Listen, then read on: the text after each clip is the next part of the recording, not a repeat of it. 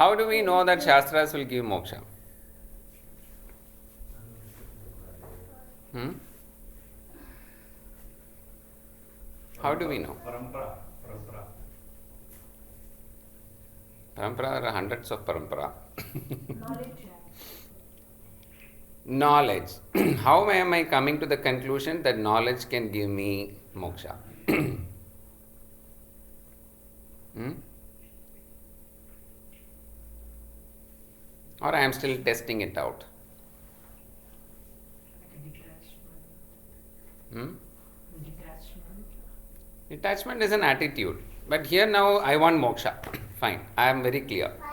Even within mumukshutvam there are varying degrees. There is mumukshutvam, manda mumukshutvam, madhyama mumukshutvam, tivra mumukshutvam and ati tivra mumukshutvam. Mumukshutvam as just a goal. Okay, it is one of the 4,565 goals is moksha also. That is just as a goal I am just putting it there. When moksha becomes my only goal, only priority, the topmost thing there, and everything else becomes secondary, that is also called just tivra mumukshutvam. When it is only moksha as the goal, then it becomes ati tivra mumukshutvam. So then how do I conclude that yes, knowledge is the only way? Because we looked at it. Anything else which I am doing, whether it is action has got a starting point and ending point. Right? Experience has got a starting point and an ending point. So anything which is limited by time and space is not going to give me permanent happiness. So there should be something which is beyond the limitation of time and space. That is point number one. So any amount of action is not going to give me knowledge. Any amount of sadhana is not going to give me knowledge. Right? Therefore, I come to the next level of mumukshutvam as a seeker of knowledge. From seeker of moksha, I come to the next step. I say, okay, there is one more step which I need to do, which is seeker of knowledge. So I become a jitnyasu, as another term which is used. Jitnyasa means I want to know. Right? Now, when we come to knowledge, there is an issue there. What is the issue? When we say that we want knowledge, there is always a person who is seeking that knowledge. I am seeking that knowledge. Knowledge of something which I don't have today. Of some object, of some place, of some person, I want knowledge of that particular aspect. So I am different, that object of knowledge is different. I am the subject, and the object of knowledge is different. Then I have to employ a means of knowledge. If I say, okay, that color, I want to know what is the color, I have to use my eyes only. If I close my eyes and I ask you to explain or tell me what is the color, however much you may try to explain, I will not be able to find out what is the color of that particular object. I have to use the specific instrument of knowledge for acquiring that particular knowledge. I want to listen to music and I say I close my ears completely and say let me see where is the music, I cannot. Right? So for specific items to be known, for specific knowledge, I have to use the correct instrument of knowledge, which is called the pramanam. Yeah? So there is the prama, which is the knowledge, the pramata, who is the seeker of the knowledge. Then there is prameyam, which is the object of knowledge. That's why the Lord's name is called aprameyaha. He is beyond all the objects of knowledge. You can't quantify. You can't do a limitation. That's why he is called as aprameya. Vishnu Sahasranama, one of the namas aprameya. Right? And then there is pramanam, which is the process, which is the process to be the instrument of knowledge which has to be used. So let us take an example. If I say I want to go on vacation to some place, I want to go to Switzerland. I want to go skiing. What do I do? What do I do? I collect information first, right? So whether it is through Google, whether I call up a travel agency or ask my friends who have already gone there, I collect information. And I have a picture in my mind. Oh, this is the way it will be. So these are the things which I need to do. This is how many days I need, etc., etc. I collect information. After that, what do? I undertake the journey. So there's a complete process there. I undertake the journey and go there. And then I say, oh, this is the place. I saw it in pictures, I saw the videos, etc. Then there is a direct experience which is there. First I collect information, know about the place, plan for it, and then I have the experience. Right? But with respect to seeking knowledge, to get away from the limitations of the first three Purusharthas, I run into a problem there. Why? Why do I run into a problem? What is the issue there? Every object in the world is perishable. So we need shashvat things to Right. like ourselves, what is inside me. That knowledge I should hear. Because the first point we already saw that the happiness which I am seeking, the happiness which I think that it is in the cake, it is in the laddu, is not in the laddu, because one laddu gives me happiness, two probably, after three it is, I don't want, after four laddus it is like I start hating laddus. So it means that the happiness or the pain is not in the laddu, it is somewhere within me itself. Right? So I am seeking something which is not actually outside. It is actually within me. That happiness, permanent happiness which I am seeking, is within me. And the Shastra says that is the only knowledge which is required. In terms of telling you are that. You are that happiness which you are, seeking outside. It's like I've lost something inside the house. I'm trying to search. I say it is very difficult searching here. And therefore I go and search in the playground which is open. And others also come and say, oh, what are you searching? Oh, I lost this pin. I am searching for this. Or I lost a coin. And they also help you in searching. Till such time somebody asks you, oh, do you remember where did you lose it? Always this question comes, do you remember? And we always say, if I remember, why should I ask? So then I say, no, I lost it inside the house. And I say, why are you searching outside? Yeah, you have lost it somewhere else, so you should search in the place where it is supposed to be. Yeah. So similarly, the Shastra, that's the starting point itself in terms of telling that you are that happiness. There is no question of searching outside. And any amount of doing, any amount of searching outside is not going to help you give that. Because you are the embodiment of happiness. And therefore, nobody else externally can give you that happiness. No place, no experience, no material can give you that happiness because you are already happy. So there is no question of somebody else giving you that happiness. Then what is the problem? Then why am I not happy?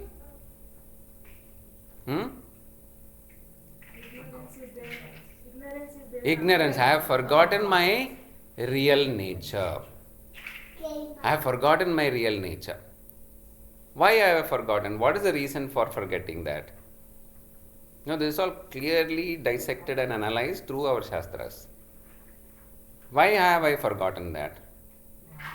Because you focus on the outside. Focus on the outside, starting from what is the identification that I am giving to myself today? The body. Starting from the Sthula Sharira, the gross body. That's why it's called biodata, biological data. Starting from date of birth, height, weight, etc. It starts from physical attributes. Then it goes into a little bit of the mental attributes in terms of what's your qualification, what is your skill set, etc. So today my identification with the body is so much that it is being reiterated right from childhood. It has been, for example, and I was mentioning last week also, Tara always speaks in terms of Tara being a second person. Have you noticed that? Children always do that. He says Tara's birthday. He says Tara needs a balloon. Why is she speaking like that? Because within she has not yet got, not yet got spoiled with the consciousness of the body and the mind. It is the external world which pumps that thing. Is that this is you, this is yours, this is me, mine. We pump it so much.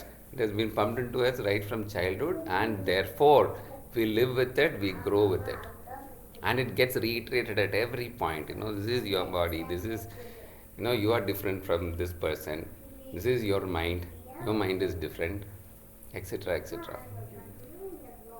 Pujya Swamiji says that you have literally crushed the eye, the real eye, so much with all the external things.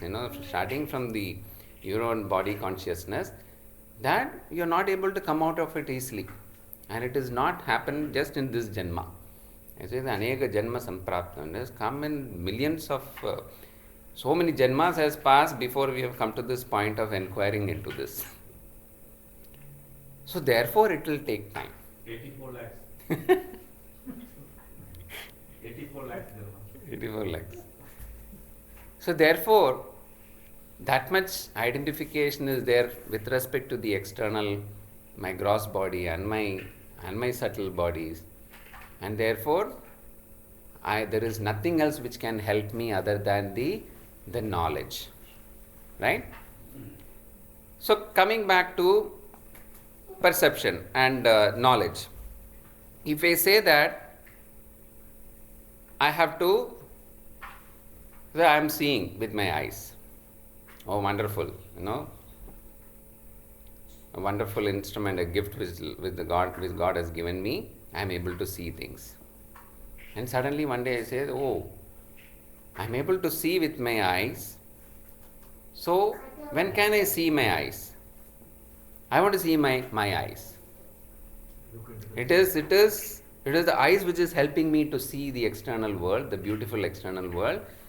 And one day I say, oh, I want to see my eyes. What will I do? I don't know that there is an object called mirror which is existing. Right? If the still water is there in the pond. Again, look for That's why, again coming back to a samskara, that's why a child is never shown a mirror till 6 months, at least 6 months.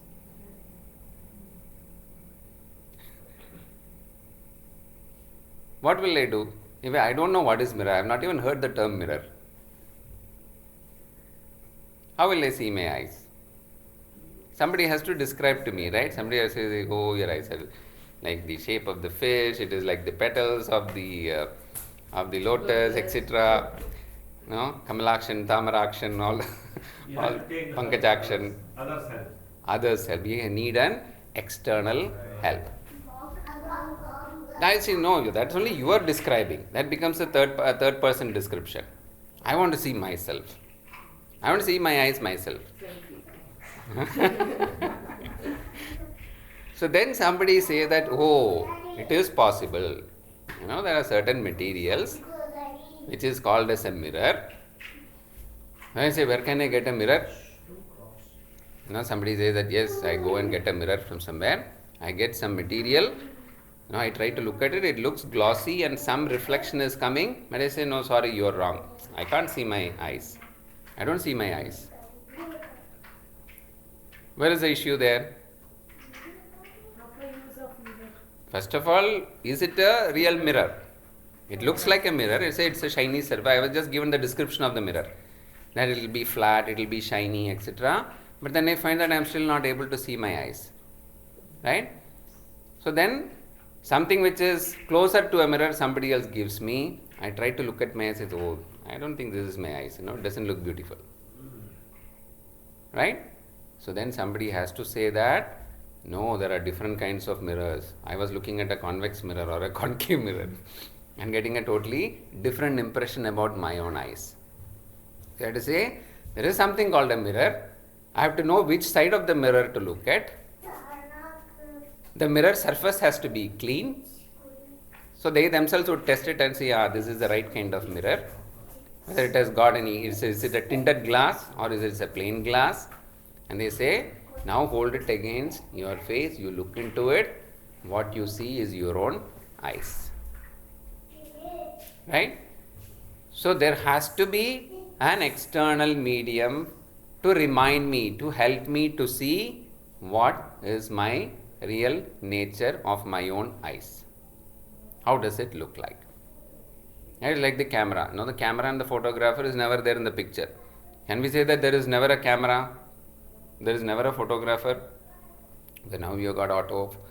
You can take selfies and auto click and all these things, but it is implied, and therefore there is an external medium which is required to help us analyze ourselves.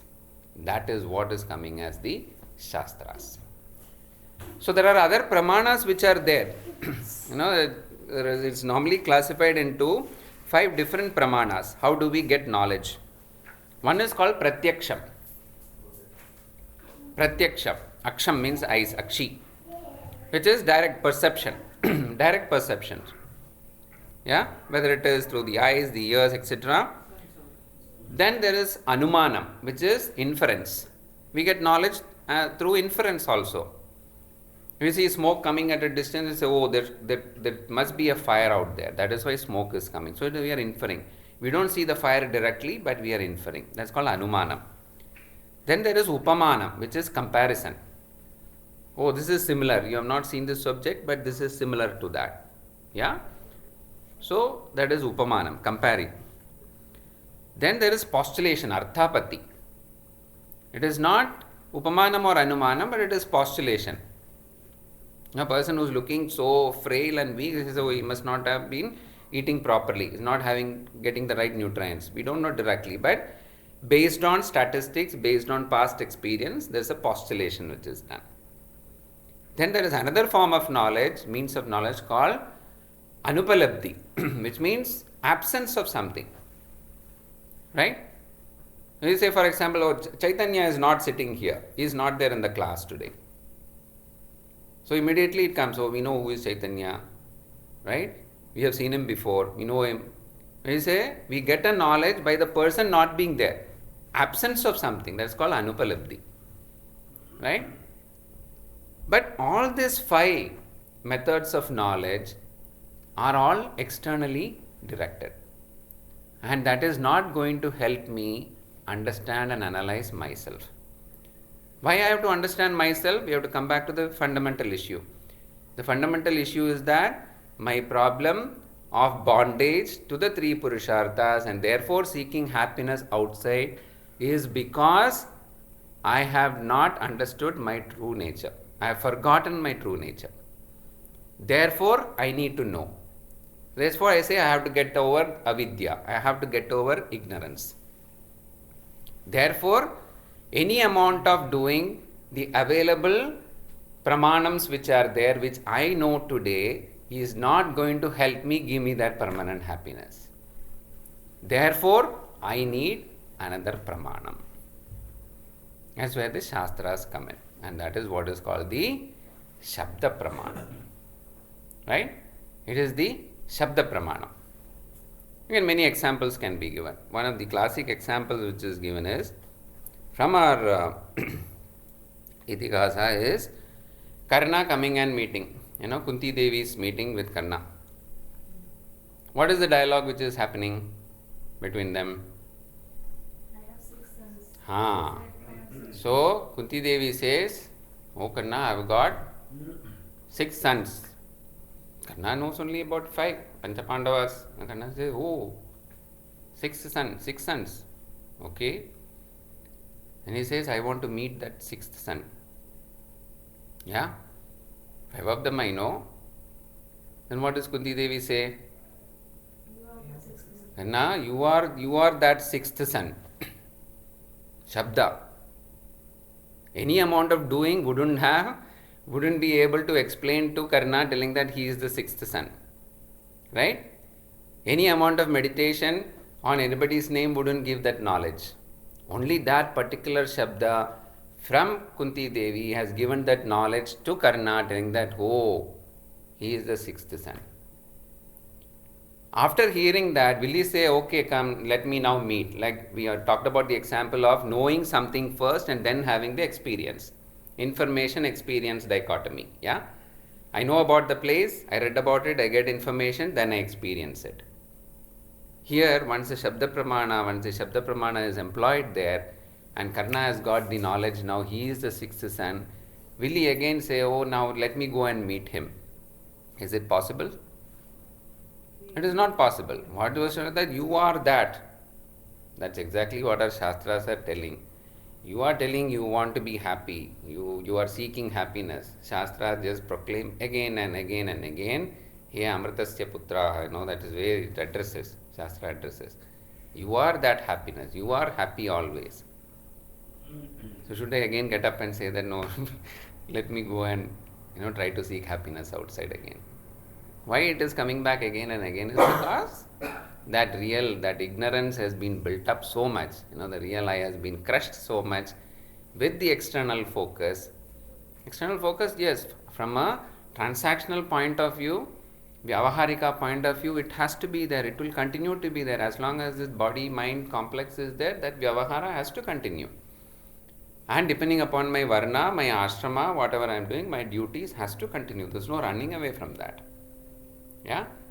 But within that, staying in that framework, doing what I am supposed to do, continuing to do what I am supposed to do, our Shastras tells us it is still possible for you to, there is a methodology in terms of coming to the understanding, realizing what is your true nature. Otherwise, just by telling Tat Tvam Asi, the teaching has to be over. That's why second chapter, Bhagavan Sri Krishna gives the entire teaching is over in the second chapter. But again, because the doubts keep coming, Arjuna is asking questions on our behalf. Upanishads, each Upanishad gives a different kind of a setting. Kathopanishad gives one kind of setting, Mundakopanishad gives one kind of setting, the knowledge is the same. So it gives all the type of possibilities and all the type of questions which can arise to get over, to shed our layers one by one. So in a couple of the next sessions, we'll analyze based on Shariratrayam, based on gross body, subtle body, and the Karana Shariram. Then we'll analyze from Kosha point of view, Panchakoshas, starting from Annamaya Kosha, Manomaya Kosha, from Panchakosha point of view, we'll analyze. Because the whole aspect which is coming here, the methodology which is employed here is, any amount of telling that you are that, happiness is not going to help me, because the ignorance is so deep rooted. Therefore we start from the principle of negation. It's called neti principle. That is the methodology. Na iti means this is not. So starting from telling you are not the body, that is the way it proceeds. And say you are not the mind. Yeah. So one by one, those layers are dropped, and then what is left after dropping all those wrong notions is what is your real you. Sata Chitta Ananda Swarupa. Yeah. So the only methodology, coming back to knowledge, so the only methodology I first realized that the only methodology which is going to help me is Shabda Pramanam. And Shabda Pramanam is through the that is where Shastram comes in. Tasma Shastram Pramanam te, as told in the Bhagavad Gita. So that is the only methodology which is going to help me. Now the question is, who is going to help me? So just like the mirror example, right, where somebody has to help me to tell me which is the correct mirror, how it has to be held, how long should I see, what kind of lighting is required, right? And I have to keep my eyes open. To see my eyes, I have to keep my eyes open. It is like this example which is given. There is this person who had his eye operation done, and so after an eye operation, normally they don't expose the eyes to immediate light. They do it in slowly in stages so that the eyes get accustomed to the light. So when the doctor was about to take off the bandage after 2-3 days, this guy he held the doctor's hand and said, "Hold on a minute. What is the fees which you have charged me for this operation? An expensive one. Fine. Are you guaranteeing that I can see? Doctor said, yeah, going by postulation, no, past history, experience and all this thing, 99.9%, it's a successful operation. You should be able to see. No, should. You guarantee to me that I can see. Yeah, okay, let me remove the bandage, then only you can see and then you can confirm. No. You first guarantee to me that I can see, then you remove the bandage. Is it possible? Any amount of external examination, externally you can say that the eyes are proper now, but who can ultimately say that they are able to see? Only the person can say and confirm that yes, they are able to see. He has to experience that. Right? It's like Swamiji again keeps quoting this example that whether you are in the roadside optical shop, who will fix a glass for you for 15 rupees, or in the most expensive one, they'll keep on putting different lenses and ask, can you see, can you see, can you see? Only you have to confirm. Nobody else is going to confirm that this is the right glasses for you.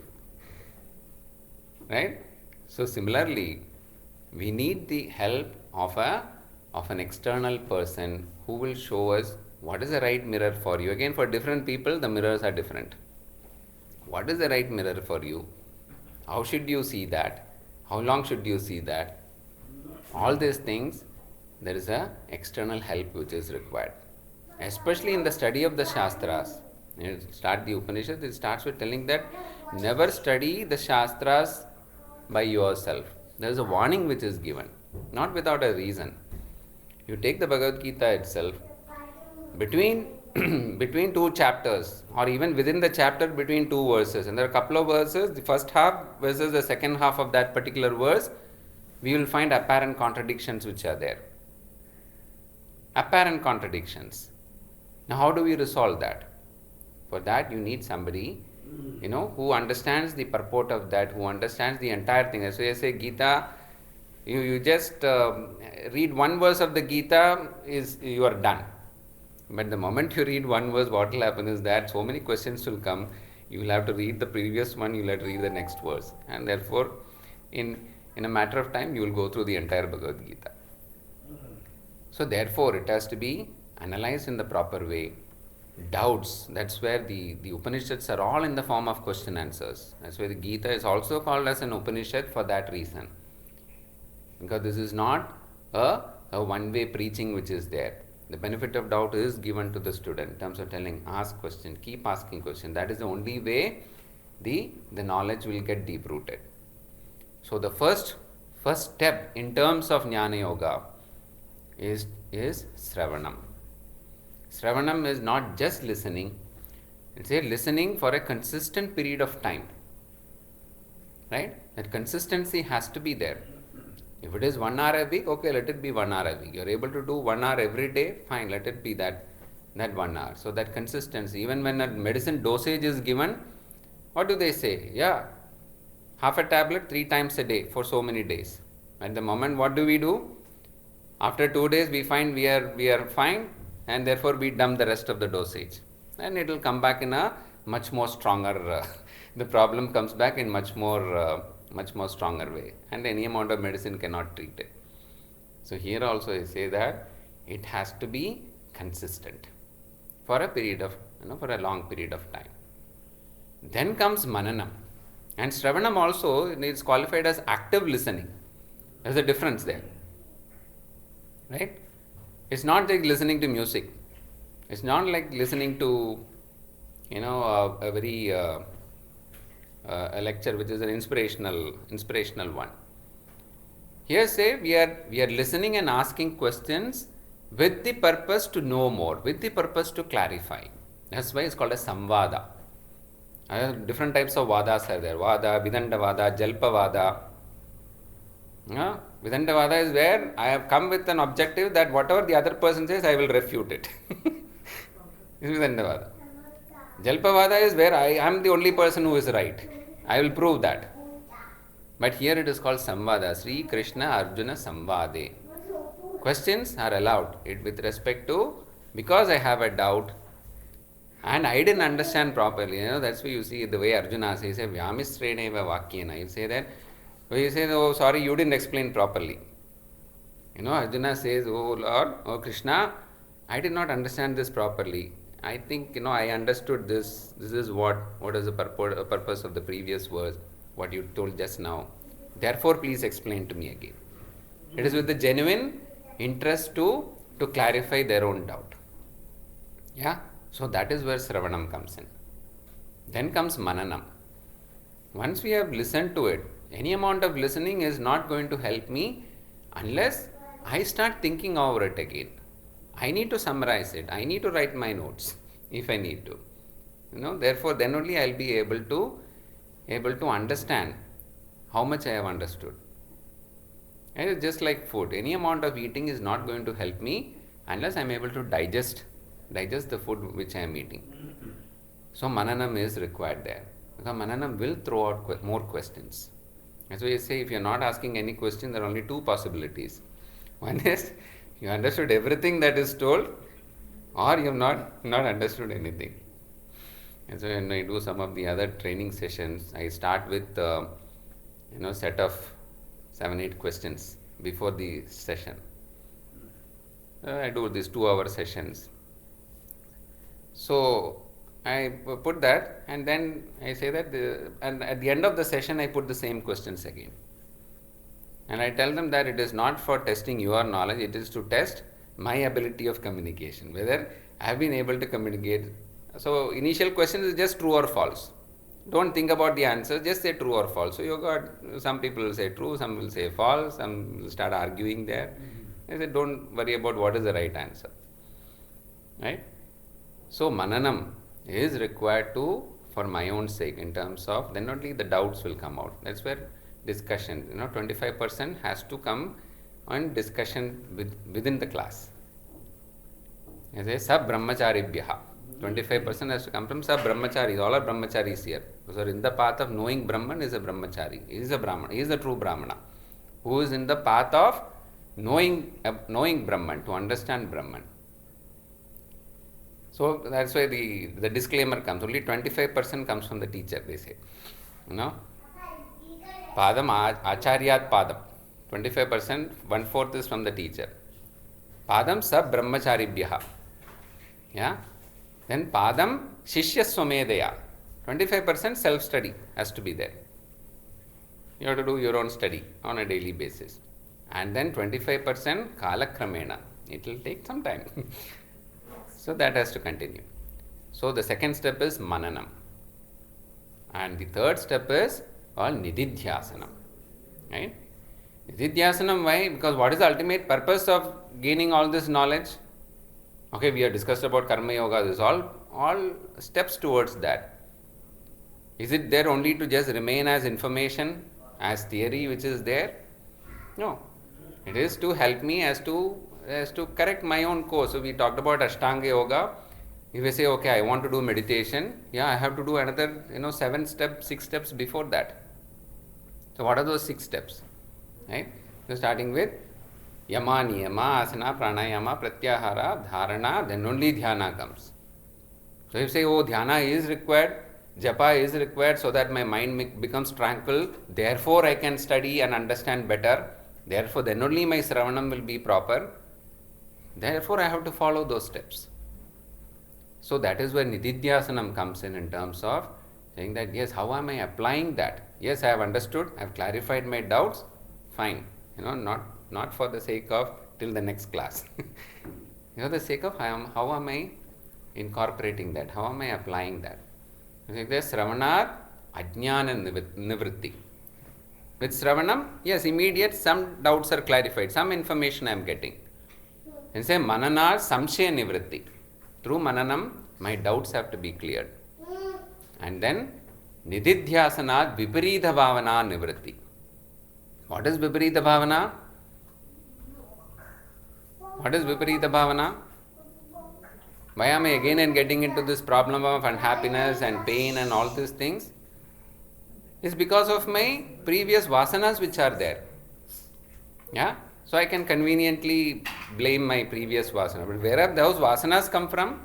Can I blame somebody else for that? It is because of my own actions. Whether it is in this Janma or previous Janma, it is because of my own actions. I was endowed with the free will in the previous Janmas also, assuming that they are human, Manushya Janma. I was endowed with the free will, but I did certain actions because of which that vasanas have accumulated, which is throwing me into this problem again and again. And so even Duryodhana comes up and says that Janami dharmam nachame pravrittihi. Oh Lord, I know what is dharma, but I am not able to do it. Something is prompting me not to do dharma. Janami adharmam nachame nivrittihi. I know what is adharma, but I am not able to get rid of it. And so even anger, all these things, it is spontaneous, it comes. But how to overcome that with our free will? So that is where all these steps are given, these sadhanas are given, rituals are given to get over that. Get over the tamas first, then get over the rajas. So that is where nididhyasana. The viparita bhavana, if it has to go, again and again we have to practice. Just like any other practice. Right? A sports person, we see their performance for 10 minutes on the field and wow, what a wonderful performance. But 10 years of practice he would have done to give that 10 minutes of performance, to perform like that, at that level.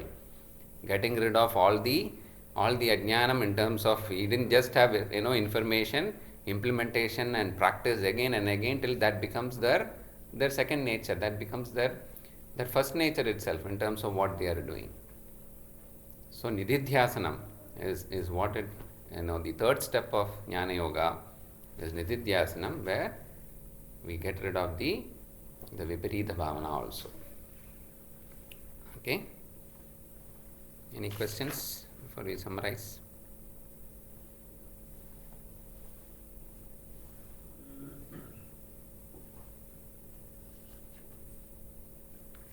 So you told that knowledge is beyond time and space. You Mhm. said that when it comes to experience or an action, Mm-hmm. you said that. How can you explain that? It is beyond. What kind of knowledge are we talking about here when we say I am a mumukshu or a jitnya? So what kind of knowledge we are talking about here? It is not a knowledge of an external thing which we are talking about. It is Atma Jnanam which I am seeking. Right? Already there. Which is already there. Yeah? So that is where we'll see that how it goes in the Bhagavad Gita itself.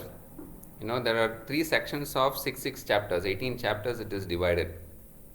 Yeah?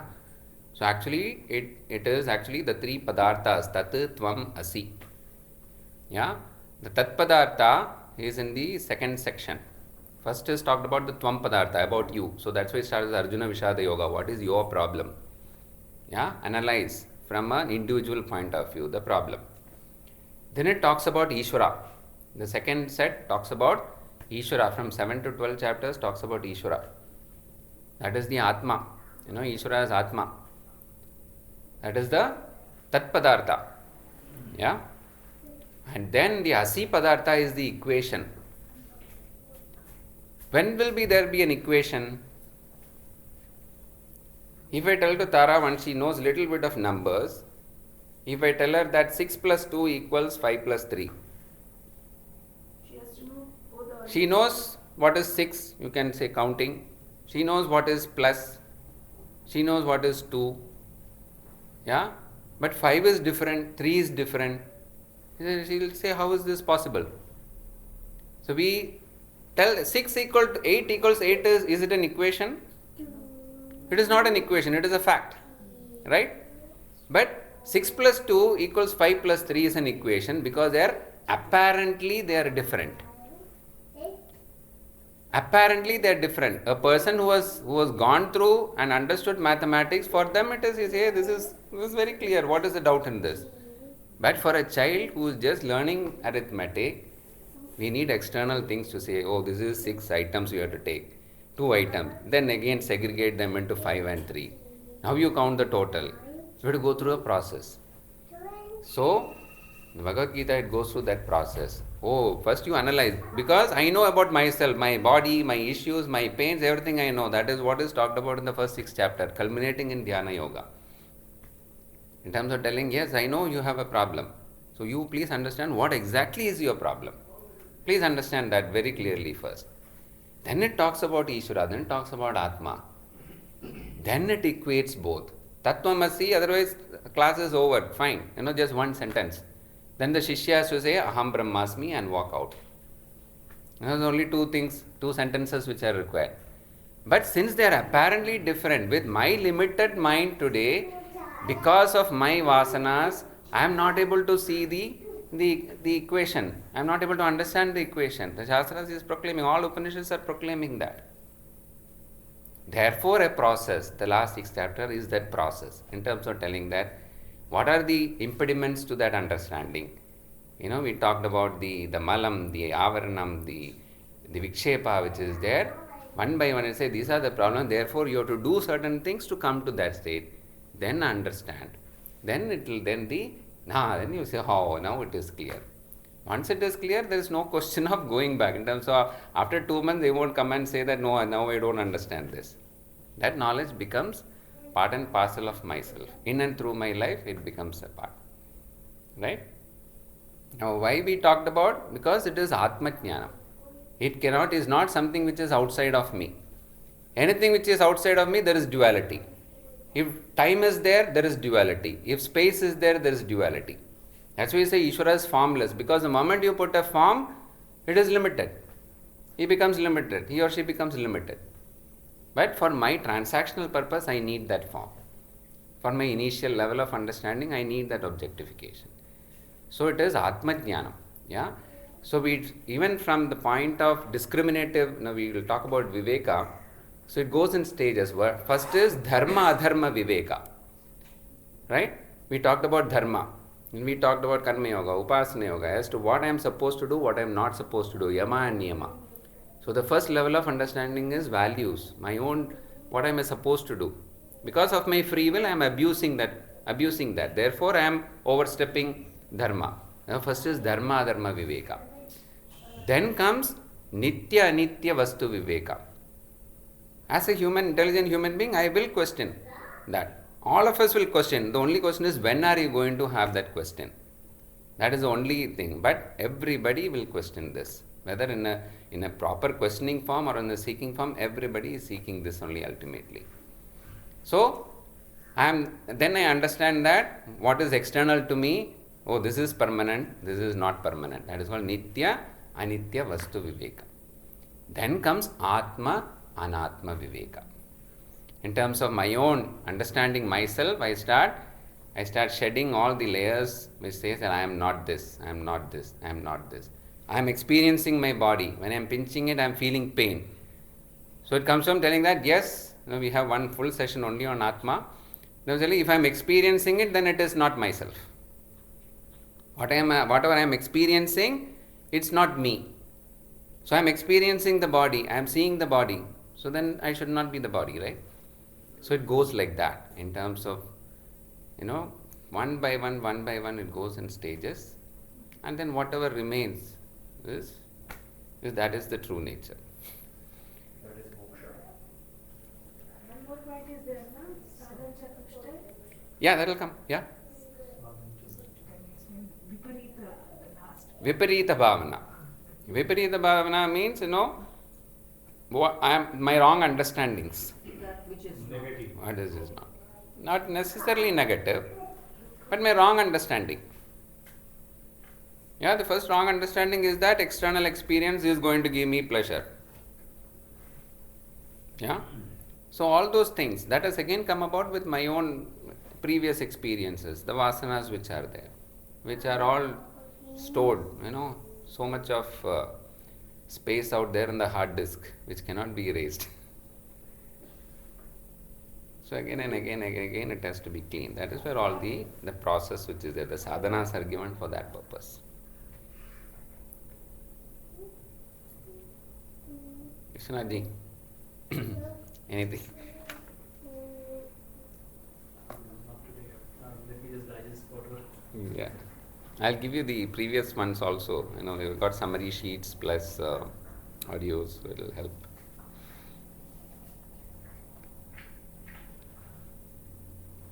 So, summarizing this, so Karma Yoga, Upasana Yoga, and Jnana Yoga, there's always a doubt which keeps coming again and again, is that is there a process? Is it a linear process? Is it saying that no, I have to first do Karma Yoga, for so many years, then I have to do Upasana Yoga, then I have to do Jnana Yoga? Is there a process like that? Has it go stage by stage, one after the other?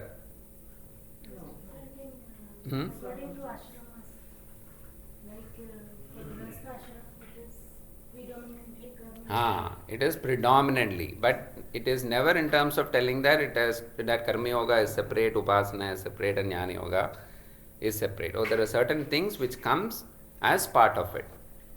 For example, if you take, say, daily Sandhyavandanam itself, everything comes within Sandhyavandanam itself. It comes a little bit of Upasana comes, Karma comes there, Jnana comes there. They say Aham Brahmasmi. We are telling every day in Sandhyavandanam. We are telling that, Brahmaiva Satyam. Therefore, it is not a completely linear process. It is there, included. Even when we do a puja, he say, Deho Devalaya Prokta Jivo Deva Sanatana. I am telling I am Atma, I am doing puja to myself. The priest will say, put akshata or flowers on yourself. Deho Devalaya Proktaha. This is, Deha is the Devalaya, and the Jivaha is Sanatanaha. You are doing that every day. In whatever puja we are doing, whatever stotra we are chanting, we are doing that. We are reiterating that I am Atma, I am Satchidananda Swarupa. I think is, in terms of understanding that and making it complete is what is intended. So it is not a linear process. Yeah, but it will come. When Arjuna says that, okay, you told that jnana is more important, then why don't you just give me, why should I continue doing this karma? Arjuna will ask this question. It is required, as you rightly said, depending upon my varna, my ashrama. Today I am in this position, and therefore there are certain duties which are there, which I am obliged to do, which I have to continue to do. By neglecting those duties, running away from duties, anything which I am trying to do, not only it is not going to be not effective, it is going to attract papam. Arjuna wanted to run away from the war. He said, no, as a Kshatriya, you have to fight this war. There is no running away from this war. Therefore, you have to be told that there is no escapism. You are in a certain situation for a reason, because of your own previous karmas, because you utilized your free will in certain manner. That's why you are here today. So continue to do what you are supposed to do. On top of that, then only you build on top of that in terms of the additional, the optionals which are there.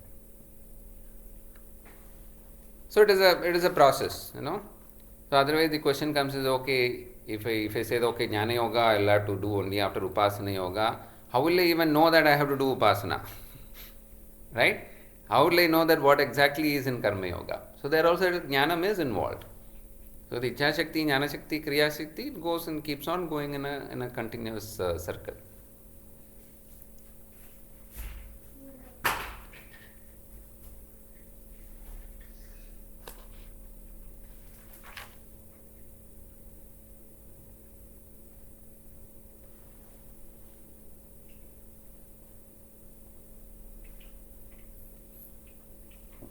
Okay, I'll close here. Om Purnamadah Purnamidam Purnat Purnamudachyate Purnasya Purnamadaya Purnamevavashishyate. Om Shanti Shanti Shanti. Harihi Om Shri Gurubhyo Namaha. Harihi Om. The satsang is coming Thursday.